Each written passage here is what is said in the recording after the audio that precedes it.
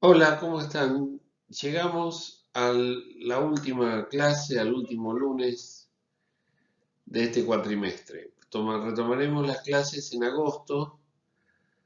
Les voy a escribir y les voy a postear eh, un aviso y una clase cuando retomemos.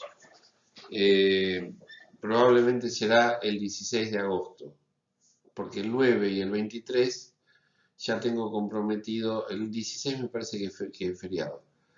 El 23 tengo comprometida mi participación en una mesa de examen, que coincide con los días lunes. Pero de todas maneras, vamos a seguir, en principio por ahora, con las clases asincrónicas y encontrarnos cada 3 4 semanas en forma sincrónica. Si quise decir, seguimos con las clases virtuales asincrónicas. La vez pasada vimos los cambios o los préstamos lexicales que ocurren en la lengua española. Hoy vamos a ver en principio el nivel semántico. El nivel semántico corresponde al plano de los significados. Y hay préstamos de palabras que vienen de otros idiomas porque nombran objetos o situaciones que la lengua española no tenía codificadas. Tenemos fundamentalmente tres tipos. La introducción directa del término sin cambios, como por ejemplo short, chef, pizza, shampoo, sándwich, chalet, restaurant, chantilly. Puede haber un refuerzo, que consiste en agregar al elemento lexical un término aclaratorio de la lengua recipiente. Por ejemplo, en Estados Unidos, cuando llega la pizza, se le decía pizza pie, porque pie es la torta, y si no parecía que la pizza era otra cosa, no se entendía bien. Bueno, en el caso del español no hay ejemplos de lo que se llama el refuerzo, pero sí de lo que se llama extensión. La palabra en préstamo no penetra, pero sí su significado. Por ejemplo, en los hablantes de español de Estados Unidos, librería, ¿sí? Es muy parecida a library, pero library significa biblioteca, no librería. Bueno, carro es justamente en el español centroamericano por la expresión car, ¿sí? Eh, Nosotros tenemos la expresión carreta, carro, pero el español centroamericano no utiliza la palabra auto ni coche, sino car. Hay palabras compuestas que penetran en la lengua, ¿no es cierto? Como bulldog, béisbol, fútbol, ¿sí? Esto puede ser por una introducción directa no analizada. Pero también puede haber una traducción o calco, ¿sí? Eh, por ejemplo, en francés se dice gratte-ciel, que significa rascacielos, ¿sí? O sea, la palabra ingresa en el nivel semántico, pero se la traduce inmediatamente al español. Malfatti, ¿sí? Todavía se dice mucho Malfatti, mal hechos, ¿sí? Y en inglés se dice scraper, que también quiere decir rascacielos. Jardín de infantes es una traducción literal del kindergarten. Sería una locución nominal, ¿no es cierto? Rascacielos no porque es una palabra sola. Fútbol, en algún momento se decía balompié. Ahora ha quedado absolutamente incorporada la palabra a nuestro léxico en español. También hay híbridos, en los cuales una palabra, especialmente en el deporte pasa eso, se traduce y la otra no. Se dice center forward, el que está en el centro, pero es delantero. Y se tradujo directamente como centro delantero o centrofóbal. Acá hay como una especie de contaminación, ¿no es cierto? Porque en algún momento nadie decía fútbol, sino que leían tal como estaba escrito, y lo que estaba escrito era FOBAL. Hay situaciones o motivos que favorecen las interferencias lexicales. Por ejemplo, introducción de nuevos objetos, en el caso del sándwich, ¿sí? Elementos culturales, préstamos indígenas, o sea, palabras de los pueblos originarios que nombraban objetos desconocidos para los europeos. Maíz, papa, ¿no es cierto? Y más recientemente se dice mucho laptop, ¿sí? PC, que en realidad es una sigla de personal computer, ¿sí? Computadora personal. Pero nadie dice computadora personal. La gente dice PC. También hay motivos lingüísticos, en este caso hay eh, eufemismos tomados del extranjero para designar a partes del cuerpo o vestimenta, o elementos tabú. Se prefiere usar la palabra extranjera para no usar la palabra en el idioma, en la lengua local, porque suena como un poco más vulgar. Por ejemplo, sutién en vez de corpiño, panty en lugar de un cierto tipo de ropa interior, culot, que es también otro tipo de ropa interior, maillot, que es otro tipo de ropa interior. Bueno, reforzar los elementos expresivos de la lengua. Por ejemplo, hay partes afectivas como facha, facha es un término afectivo, y hay también interferencias gramaticales. Hemos visto las interferencias léxicas. Por ejemplo, Pacífico Club pone el adjetivo delante del sustantivo al modo inglés, ¿sí? American Express, American Bono, etc. También hay una interferencia de la concordancia. En este caso es asistemática. Puede haber o puede no haber. Por ejemplo, hablante del inglés que confunde géneros, que dice la señorita es simpático, porque para ellos el género gramatical, no funca. Entonces, ellos traducen con dificultad el adjetivo calificativo, ¿sí? Y a veces utilizan la forma más frecuente, que es la forma masculina. También hay calcos de función con morfemas equivalentes, pero esto en español no se da. A veces uno de los cambios que sufren las lenguas es el abandono de distinciones por influjo de otra que no los contempla. Por ejemplo, en la zona fronteriza de México, los verbos ingleses adoptan la conjugación española.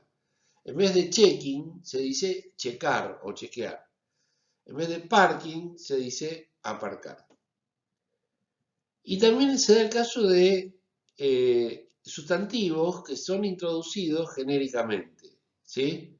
Por ejemplo, locutor, que se dice speaker, pero según si es mujer o varón, se dice la speaker o el speaker. Y el caso del cassette, que ya es un adminículo que casi nadie usa porque ya no se fabrican dispositivos para la reproducción o para el registro de audio en cassette o en video. Pero en una época se decía la cassette o el cassette. Había como una indiferenciación de género. ¿Por qué? Porque eran palabras extranjeras que no tenían género. Entonces, al incorporarlas al español, algunos hábitos te tiraban al uso del femenino y otros al uso del masculino. Bueno, por supuesto que la integración en los préstamos léxicos y gramaticales depende del estilo o nivel cultural y del grado de prestigio o de frecuencia de uso de la palabra. Hay palabras, como por ejemplo currículo, que se suele decir en latín, pero en latín se dice currícula por muchos currículum. La gente a veces prefiere, dice, le agrega la S, currículums. Entonces, depende del canal. Un caso evidente es la aceptación de ciertos términos. Según el registro fútbol, hay gente que dice fóbal, hay gente que dice fútbol y hay gente que dice fulbo. Algunos cambios lingüísticos operan por analogía, es decir, por el parecido que hay. Una palabra de mucho uso influye en palabras de menos uso, aunque no tengan por qué familiarizarse, ni por el sonido ni por el significado. La analogía funciona permanentemente en la lengua porque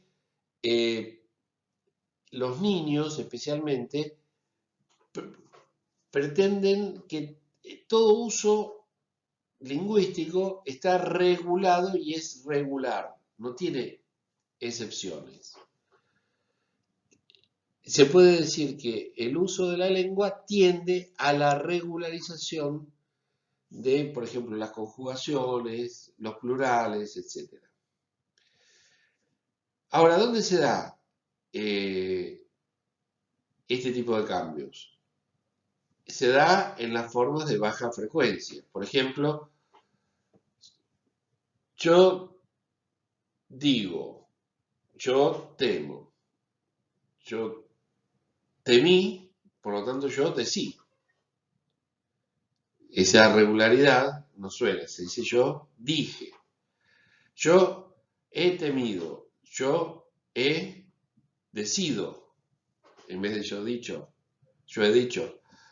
Las de alta frecuencia, entonces, de aparición permanente, son inalterables, como haber y ser. La regla plantea que la mayor parte de los verbos terminados en er hagan su participio en ido.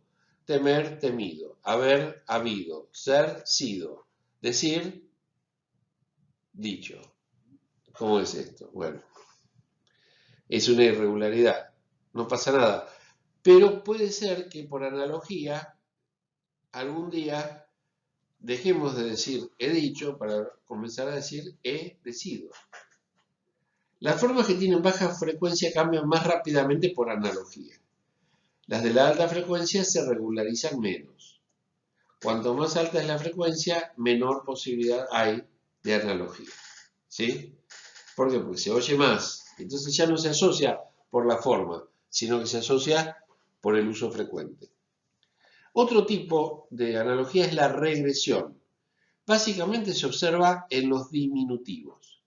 Consiste en indicar la existencia de un término base o la existencia de una raíz en términos que poseen la desinencia ito o ita. ¿Sí? Por ejemplo, platito, manzanita, caramelito, chocolatito, etc.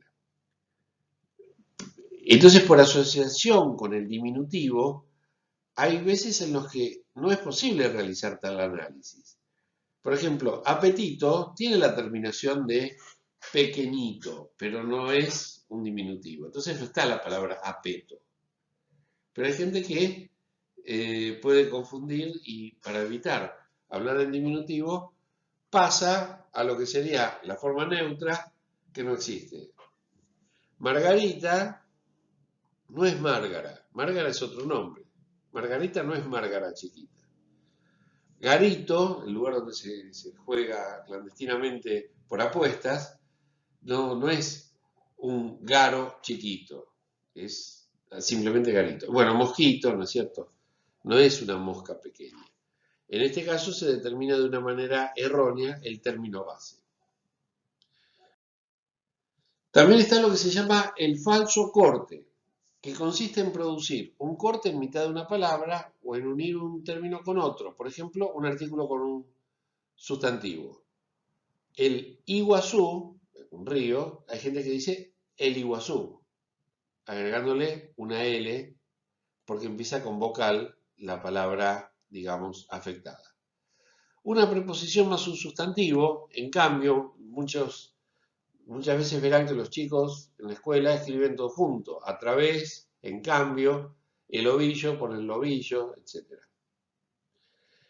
Esto, digamos, son candidatos a sufrir este tipo de cambios. Todavía hace años que se vienen estudiando, se observa una frecuencia creciente y se espera que en algún momento se consoliden estos cambios.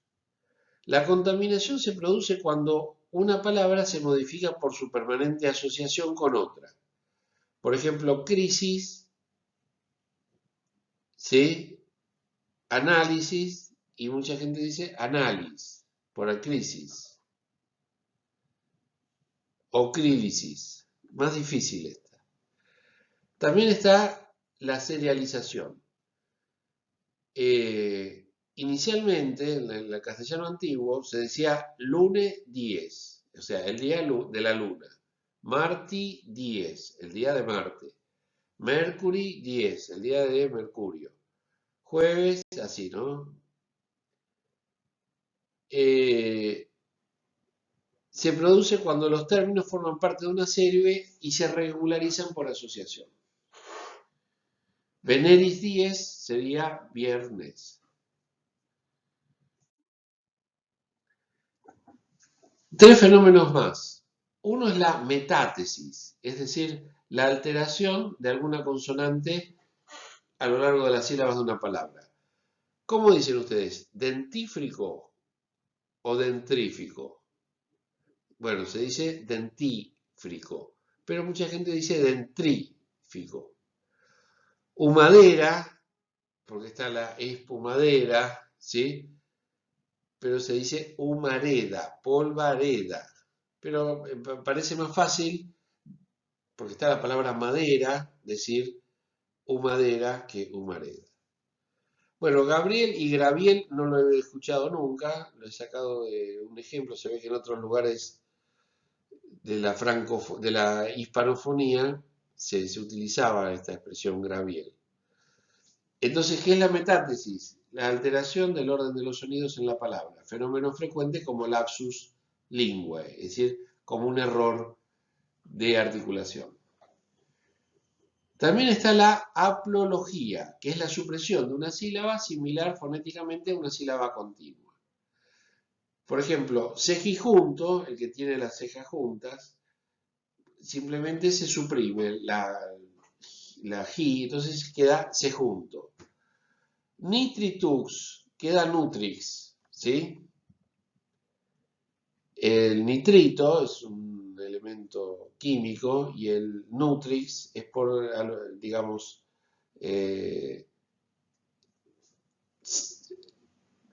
digamos, semejanza con una sílaba contigua. Después está el metaanálisis. En sentido estricto, hace referencia al sentido literal o analítico de los términos, ¿sí? Consiste en el reemplazo o sustitución de una forma antigua por otra con más sentido.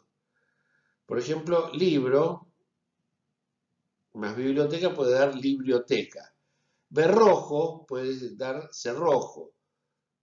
Pero en realidad, desternillarse de risa, que es como se dice, la gente dice destornillarse de risa. Es decir, el metaanálisis lo que hace es reemplazar o sustituir una forma con otra que tiene más frecuencia actualmente. Podríamos decir entonces, hay una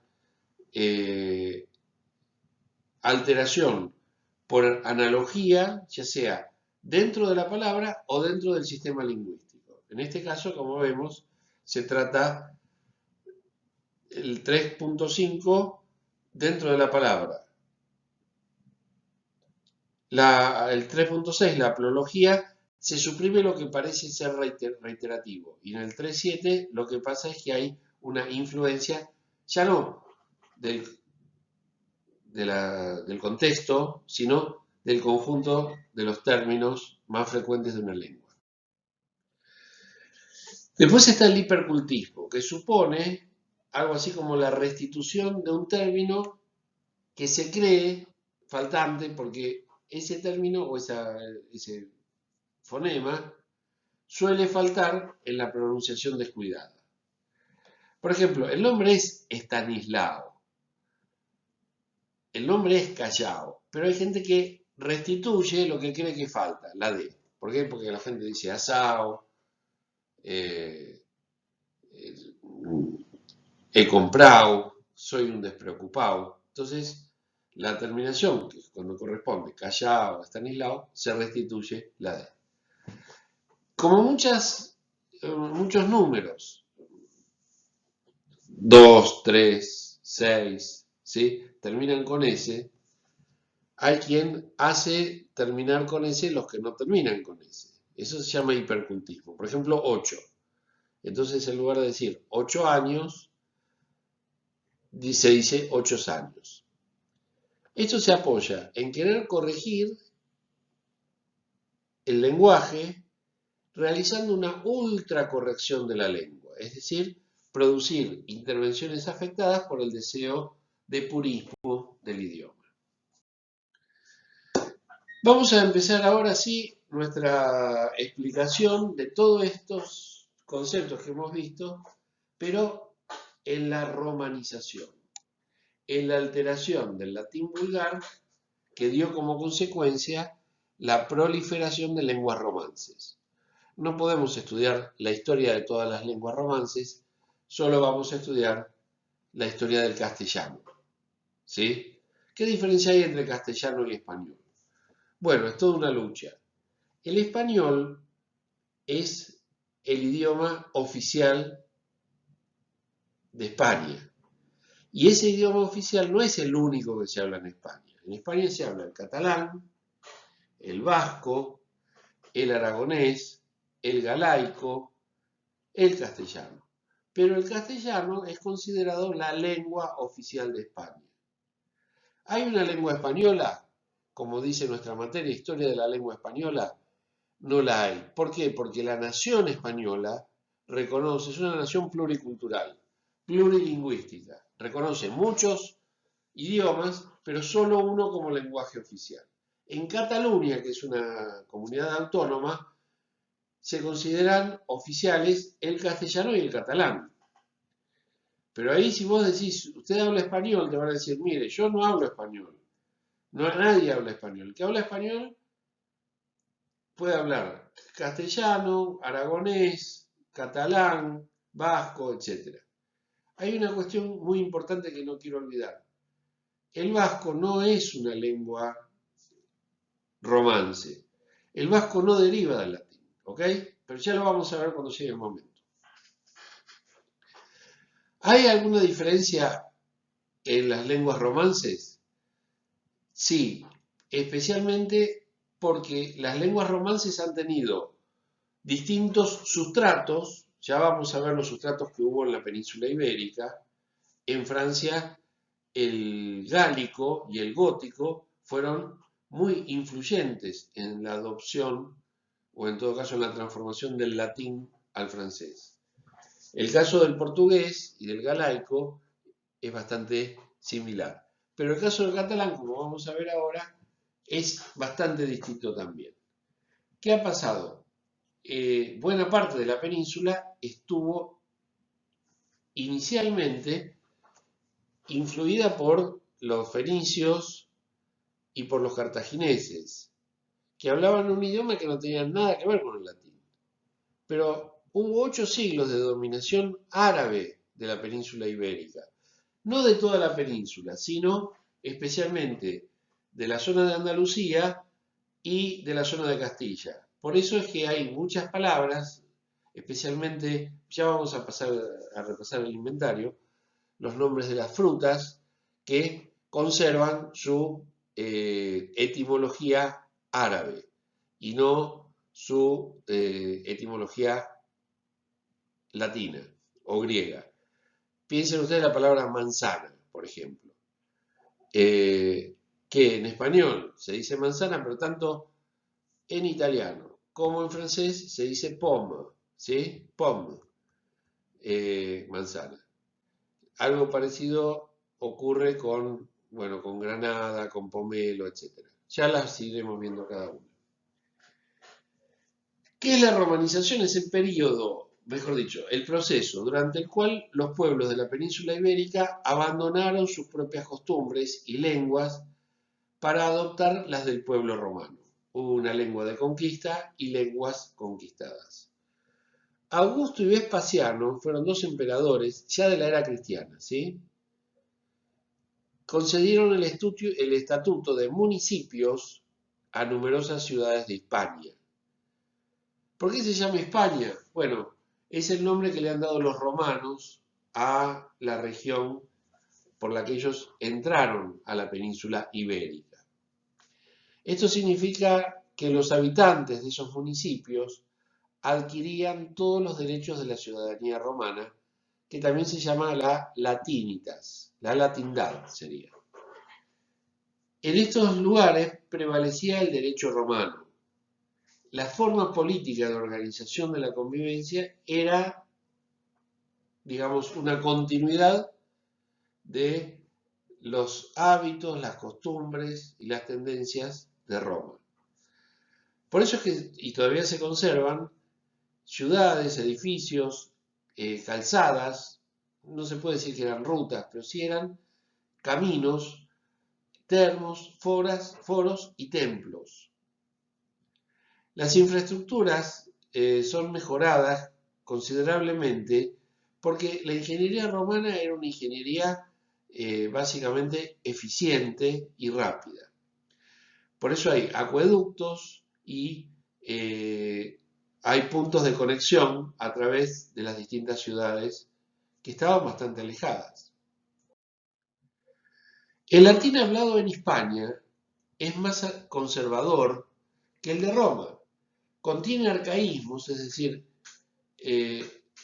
por el escaso contacto que había entre Roma y España, había que cruzar el Mediterráneo y ahí no había embarcaciones veloces que aseguraran un transporte eficaz y rápido.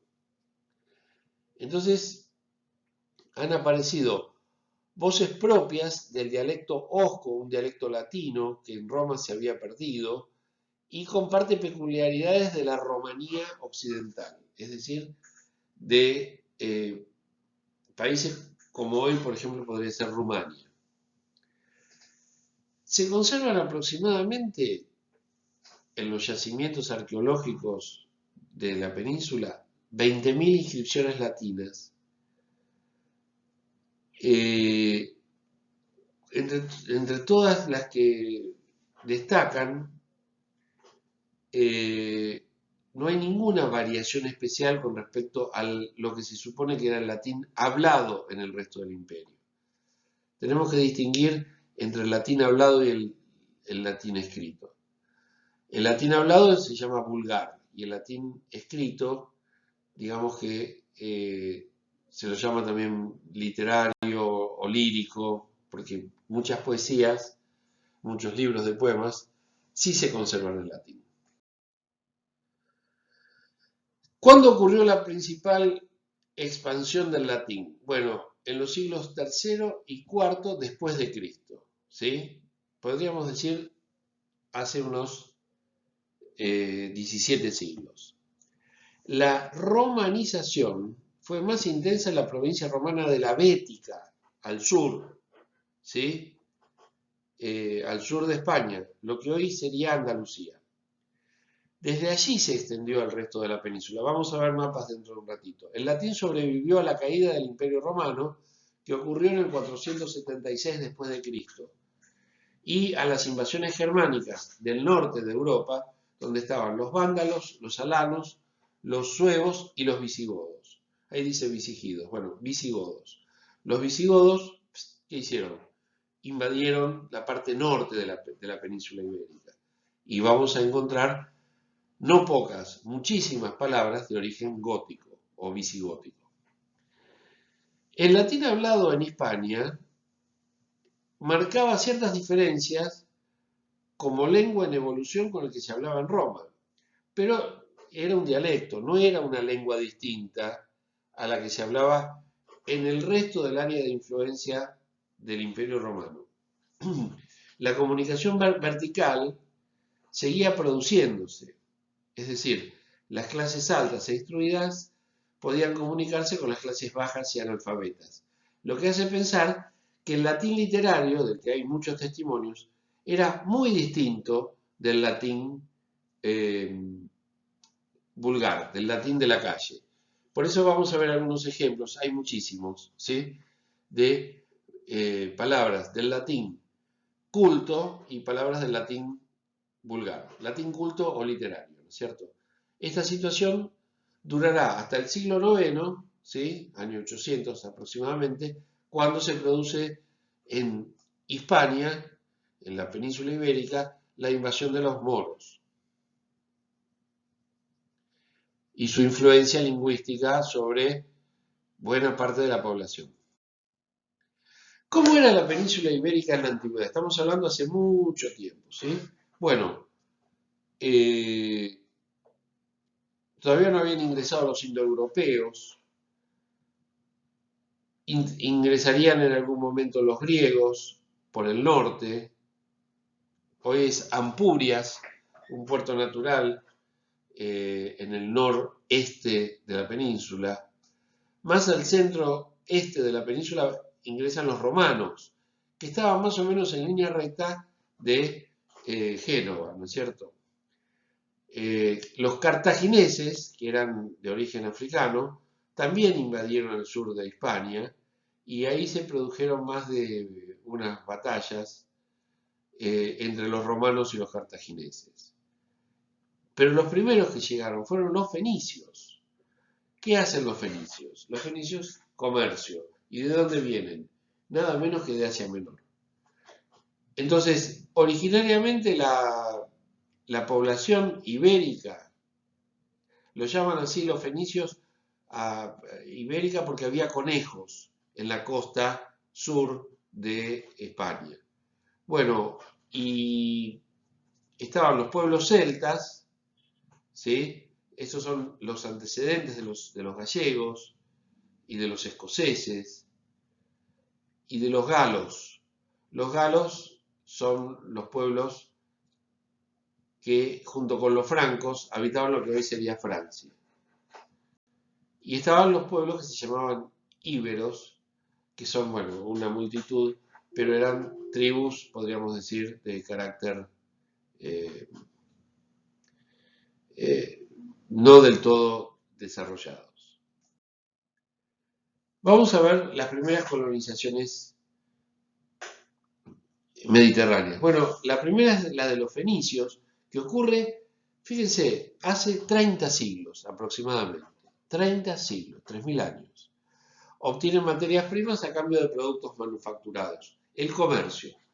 Y desembocan en Gadir, que hoy se llama Cádiz, ¿sí? El puerto de Cádiz, uno de los puertos más importantes de España sobre el Océano Atlántico. Aquí al sur, donde no sé si se ve, lo voy a marcar con el lápiz, porque si lo marco acá, ahí está frente al Peñón de Gibraltar, o es el Peñón de Gibraltar, que es hoy por hoy un dominio británico desde hace muchos siglos. Bueno, después de los fenicios llegaron los griegos, ¿sí? Esto es aproximadamente en el siglo VIII, ¿sí? Año 900 a.C., 800 a.C., ¿sí? Y, muy importante, también los griegos vienen en busca de materias primas, fundamentalmente madera. Los cartagineses, ya mucho más cerca de nuestra era, el siglo III a.C., sustituyen a los fenicios. Al final pretendieron conquistar la península, pero lucharon contra los romanos, precisamente fue las guerras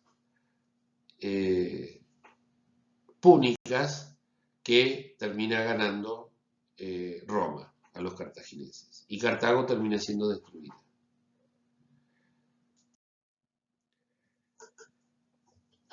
Los pueblos prerromanos, antes de la llegada de los romanos, estaban los celtas, fíjense que este rinconcito acá es Galicia, y los íberos, que como ustedes pueden ver, iban desde Andalucía hasta Cataluña. Estamos hablando de lo que actualmente es Cataluña, ¿cierto? En esa época prácticamente no había nada. Los pueblos prerromanos, y estos son los celtas, ¿sí? Estaban los vascones, de ahí vienen los vascos, los cántabros, por eso se llama Cantabria, este rinconcito, digamos, al centro norte de la península. Los astures, esta región se llama Asturias. Los galaicos, esta región se llama Galicia. Lusitania, esta región se llama, bueno, justamente hasta aquí, Portugal, que es el puerto de los galos, ¿sí? Pero inicialmente había sido dominada por los lusitanos. Bueno, y otros que no vale la pena, otros pueblos que no vale la pena retener. Había un sector que se llamaba celtíberos, ahí es donde justamente se ve la mezcla de los íberos, ¿sí? Que estaban en el sur, en la parte amarillita, con los celtas que estaban en la parte verde, ¿sí? Hubo un intercambio de familias allí que dio origen a esta nueva composición, digamos, tribal. Vamos a ver las distintas fases de la conquista romana de la península. Como les dije de entrada, el siglo III a.C., año 218, guerra contra los cartagineses por el control de la costa mediterránea.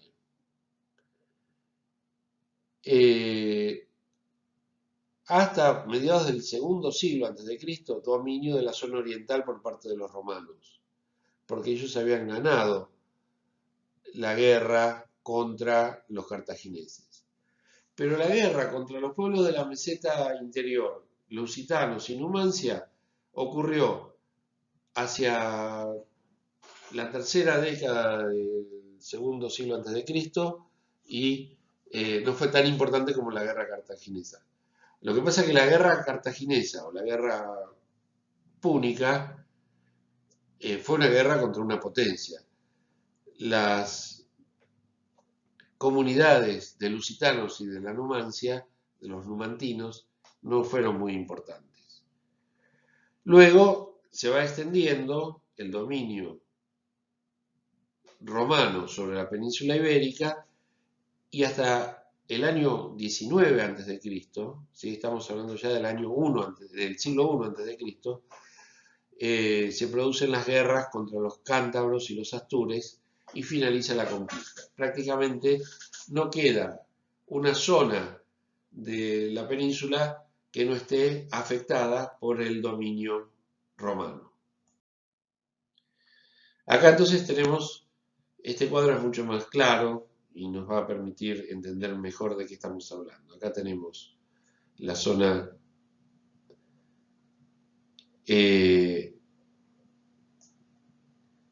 estoy empezando al revés, ¿no es cierto? O sea, primero fue que hasta el año 202 se mantuvo dentro de la línea celeste. Acá marco dos rayitas horizontales. Crece hasta el año 154 a.C. esta otra región. Fíjense que en 50 años avanzan prácticamente hasta tener el doble de lo que tenían, ¿sí?, conquistado. Y el último bastión se consigue cuando llegan a la zona de los cántabros y los gaélicos o los galaicos, que defienden su posición, ¿sí? Pero, como ustedes pueden ver, queda para las tribus originarias muy poquito del territorio de la península. La conquista romana de la península ibérica, ahora vista con algunos detalles. Los romanos hasta el año 200 a.C. ocuparon de la línea roja hacia abajo, hacia la derecha, ¿sí?, con el puerto principal que habían fundado los griegos en realidad, que se llama Emporion, hoy Ampurias. En el contexto internacional de las guerras púnicas, las guerras contra Cartago. O sea, como pueden ver, la cultura española surgió varios siglos antes de la Edad Media, estamos hablando 600 años antes de la Edad Media, más de 300 años del cristianismo, más de 300 años, y en el contexto de la conquista por el control del mar. La segunda fase se extiende hasta prácticamente una diagonal que atraviesa de noreste a sudoeste la península, ocupando un 50% del territorio. Se trata de un dominio progresivo de las tierras del interior. El Imperio Romano tenía ejércitos, los ejércitos se movilizaban frente, imagínense, a pueblos organizados solo de la caza y la pesca, no tenían ni industria ni comercio los que vivían en el centro de la península.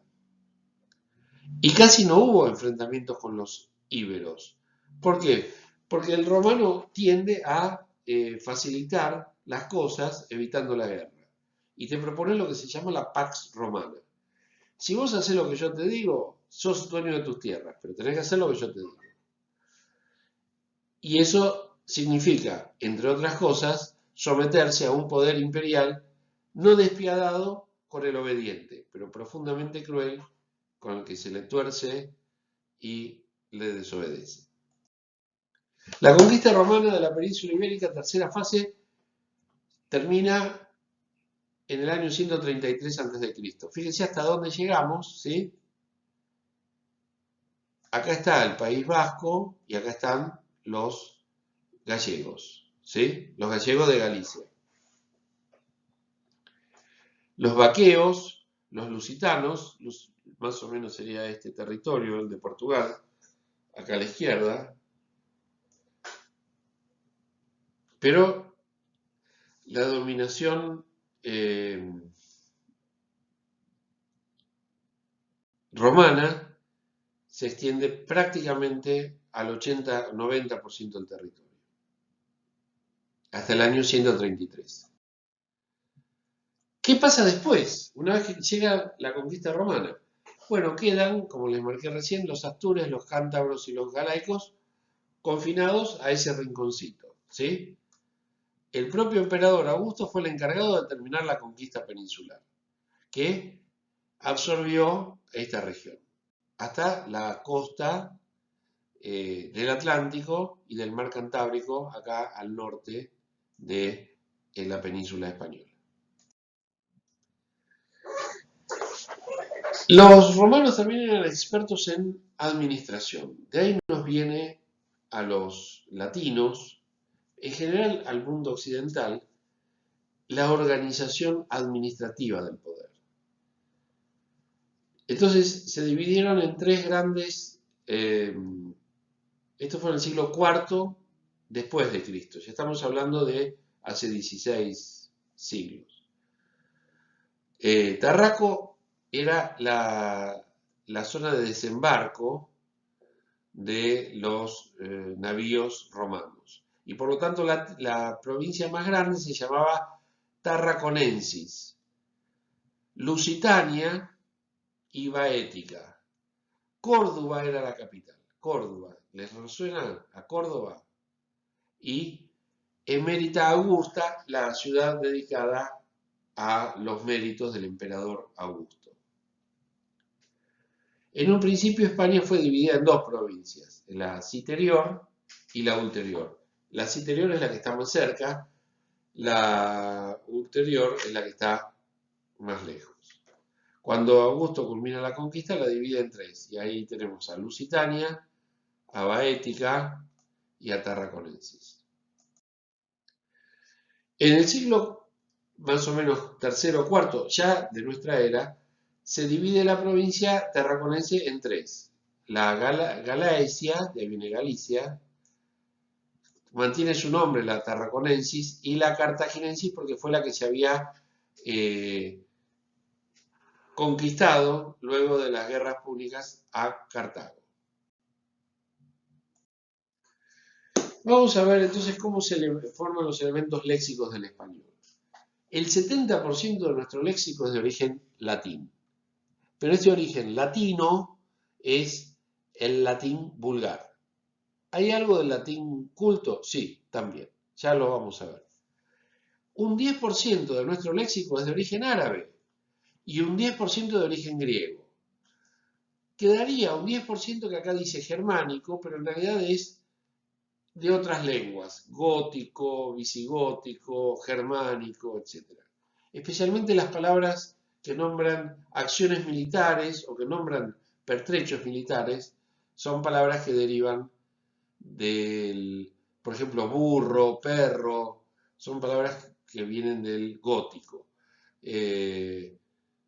Bueno, ya me voy a ir acordando de todas las palabras. Tenemos un montón de palabras para identificar como del germánico. Se calcula que la lengua española tiene aproximadamente 600.000 términos. Algunos hablan un poco más, otros un poco menos. Pero fíjense que si del germánico deriva un 10%, estamos hablando de 60.000 palabras aproximadamente. Por supuesto, no todas esas palabras se usan. Bueno, veamos este cuadro sinóptico, como para ir terminando. Tenemos el latín culto, ¿sí? O latín literario, yo prefiero esta denominación, y latín vulgar, que es el latín de la calle, el latín de la familia, de la casa. ¿Quiénes hablaban el latín vulgar? Fundamentalmente los soldados, los campesinos y los pueblos conquistados. Pero por los soldados es que el latín vulgar se extiende a todas las poblaciones conquistadas. En cambio, el latín culto se habla en lugares selectos, como el Senado, los filósofos, oradores y escritores, que son quienes hablan, vamos a decir, quienes escriben, no sabemos cómo hablan, pero sí escriben con una distinción muy clara. ¿De dónde viene la lengua oficial de la Iglesia Católica? Del latín culto. ¿Cuándo cayó el Imperio Romano? En el año 476, obviamente, después de Cristo. Hace aproximadamente 1700 años, más 1600 y pico. Las lenguas romances se dividen en castellano, ven que dice castellano, no dice español, porque español significa que es la lengua oficial de la República Española, que es una república, no es una república, es un reino. El reino de España es un reino pluricultural y plurilingüe. Bueno, y tenemos, entre muchos otros, el francés, el italiano y el portugués. Pero también tenemos otros, tenemos el rumano, tenemos el catalán, etc. Veamos las diferencias entre el latín vulgar y el latín culto. También se llama sermo, de sermón, urbanus, de la urbe. Como vimos, está usado por los escritores y los grandes oradores de la antigüedad. Pero no sabemos cómo se expresaban oralmente. Tenemos testimonio de sus discursos por escrito. El más grande, Cicerón. Y el sermo rusticus, rústico quiere decir del campo, ¿sí? De la zona rural. También llamado vulgaris porque era la lengua hablada por el vulgo. El vulgo también es otro nombre de pueblo. Las lenguas romances proceden del latín vulgar, no del latín que llamamos sermo urbanus, o del latín que yo llamo literario y que acá puse en todas partes culto. Fíjense cómo se dice en latín culto boca, os, de ahí viene oral, ¿sí? Os oris. Ya vamos a ver qué significa os oris. Es la misma palabra que sufre una inflexión. En un caso se usa como sujeto, os, y en otro caso se usa como complemento de preposición, como si dijéramos de la boca, oris. Bueno, pero buca, que es el término más, nadie dice la os, sino todo el mundo dice la boca, ¿sí? En español. Fíjense que grandis se dice en latín vulgar, de ahí viene nuestro grande, pero, ojo, en latín culto se dice magnus, como que en latín culto se dice equus, de ahí viene equitación, etc. Equino, y en latín vulgar se dice cavallus o caballo. Tenemos más.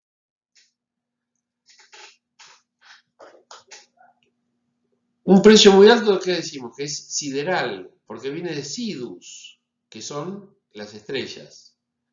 Pero como el español deriva del latín vulgar, tenemos estrella. ¿Cómo se dice bella en latín vulgar? Bueno, o bello, bellus. De ahí viene nuestro bello. Bello con B larga, que quiere decir lindo. Pero en latín culto se dice pulcher, o pulcra en caso femenino, ¿no? Ludere, de ahí viene lo lúdico, jugar. Pero nosotros decimos jugar. ¿Por qué? Porque viene del iocare. Iocare significa justamente lo mismo que ludere. Repasemos este cuadrito. El latín dio lugar a las lenguas romances, algunas son ibero-romances, que son estas cuatro: portugués, español, gallego y catalán. Y tres lenguas romances que no son ibéricas, que son de otras regiones: la península itálica, el imperio europeo de Oriente, que era el rumano, y el influenciado por los celtas y por los francos, el francés. ¿Nos vemos después de las vacaciones? Bueno, suerte.